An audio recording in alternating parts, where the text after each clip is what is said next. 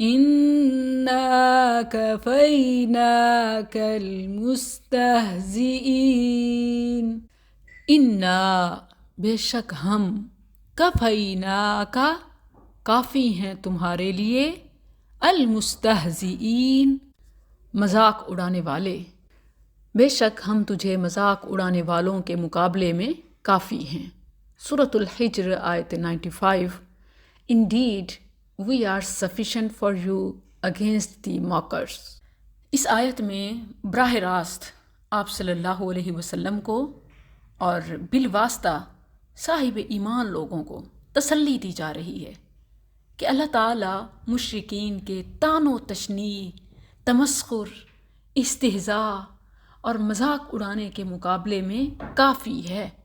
خاص خطاب چونکہ رسول اللہ صلی اللہ علیہ وسلم کو ہے، اس حوالے سے جب ہم دیکھتے ہیں تو سنن کبریٰ البیہقی میں عبداللہ بن عباس رضی اللہ عنہما کے حوالے سے ہے کہ انہوں نے قرآن کریم کی یہ آیت پڑھی اور فرمایا کہ نبی صلی اللہ علیہ وسلم کا مذاق اڑانے والے 5 بڑے سردار تھے جو خاص طور پر پیش تھے۔ ان کے نام اسود بن عبد یغوث اور اسود بن مطلب، یہ 2 اسود تھے، اسود بن عبد یغوث اور اسود بن مطلب۔ اس دوسرے اسود بن مطلب کا نام ابو زمعہ بھی آتا ہے، اور اسی طرح ولید بن مغیرہ اور عاص بن وائل، اور 5واں حارث بن عیاطل یا عیاطلہ بھی آتا ہے، حارث بن عیاطلہ۔ جبرائیل علیہ السلام رسول اللہ صلی اللہ علیہ وسلم کے پاس آئے تو آپ نے ان سے مذاق اڑانے والوں کی شکایت کی۔ طویل حدیث کا خلاصہ ہے کہ جبرائیل علیہ السلام نے ان کے جسم کے کسی نہ کسی حصے کی طرف اشارہ کیا اور وہ 5 بری طرح فوت ہوئے۔ ایسا مرض لاحق ہوا کہ جسم کے کسی حصے میں کوئی تکلیف ہوئی اور وہی تکلیف جان لیوا ثابت ہوئی۔ اب دیکھیں تو رسول اللہ صلی اللہ علیہ وسلم کی مخالفت کرنے والے 2 قسم کے لوگ تھے، ایک فزیکل ٹارچر، فزیکل ابیوز کرنے والے، جن کے بارے میں بخاری کی طویل حدیث میں ہے کہ رسول اللہ صلی اللہ علیہ وسلم بیت اللہ کے پاس نماز پڑھ رہے تھے تو ابو جہل اور اس کے کچھ ساتھی وہاں بیٹھے ہوئے تھے۔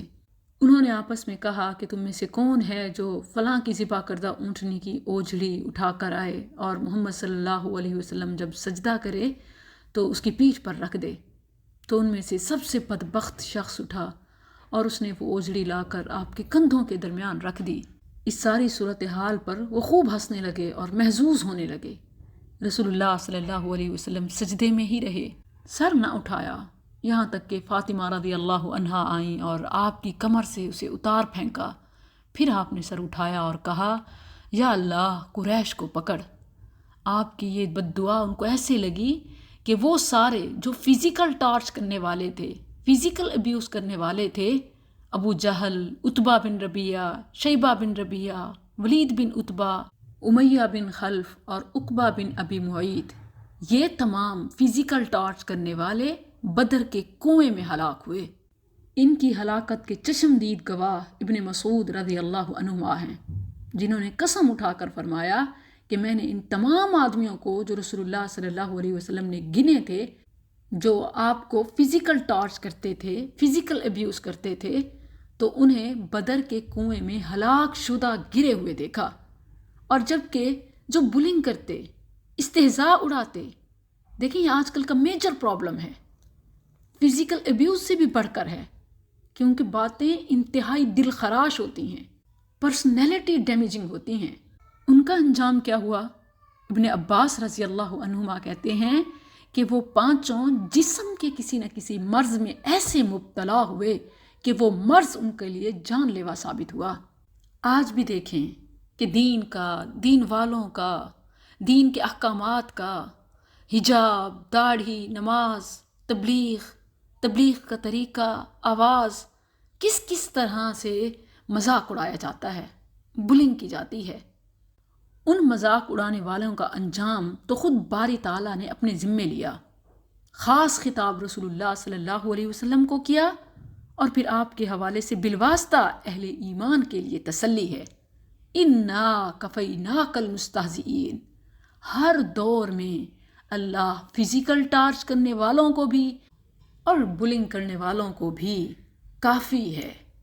لیکن ایمان والوں کو کیا چاہیے کہ ان کی باتوں کی، ان کے ایکشنز کی پرواہ نہ کریں، کام پر نظر رکھیں، دعوت دین دیتے رہیں۔ فاصدع بما تؤمر وأعرض عن المشرکین، کیونکہ حفاظت رب کے ذمے ہے۔ انا کفیناک المستہزئین، بے شک ہم تجھے مذاق اڑانے والوں کے